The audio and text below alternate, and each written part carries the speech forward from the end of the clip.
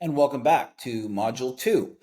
In Module 2, we discuss the critical roles that Parliament and civil society play during the first phase of the budget cycle, budget formulation. This is the stage where the executive branch drafts the budget, but it offers a crucial window for Parliament and civil society to shape national priorities and ensure budget allocations align with long-term development goals, economic stability, and social equity. The executive may lead this process, but parliaments can influence the formulation of the draft budget during the early stages by holding pre-budget hearings, scrutinizing the government's pre-budget statement, and engaging in pre-budget debate in plenary. Stay tuned for more on the pre-budget statement, a very important fiscal transparency document that comes out before the budget is tabled.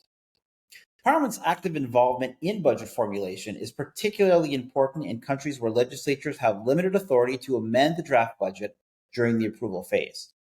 You may have heard more about the approval phase than the formulation phase, because the popular phase is the approval phase when the Minister of Finance stands up in the House, tables the budget, the media follows, and people get to find out what goodies are being doled out to who.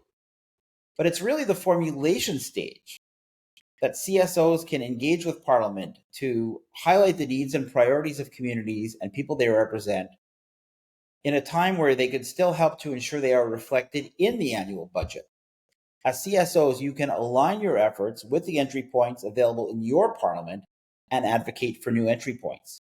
In some countries, including New Zealand, Canada, and Kenya, legislatures have introduced innovative mechanisms for engaging in the public at these moments, which can serve as a model for a starting point for parliaments in other countries. In Canada, for example, the House of Commons Standing Committee on Finance conducts extensive pre-budget consultations, soliciting written submissions from individual Canadians and organizations, and holding public hearings across the country. These consultations culminate in a report to the House of Commons, providing parliamentary input into the budget process and fostering public discussion and debate on government spending and taxation priorities. Similarly, in New Zealand, the Finance and Expenditure Committee reviews the budget policy statement, as it's known, and the half-year economic and fiscal update. Public input is solicited through written submissions and oral testimony, and the final report of the committee to Parliament summarizes the hearings and public submissions, ensuring that public voices are incorporated into the budget considerations.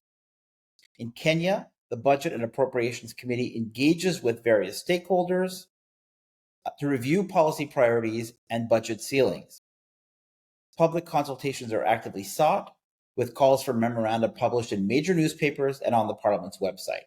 The committee's final report incorporates recommendations from these public consultations, demonstrating a commitment to inclusive budget formulation.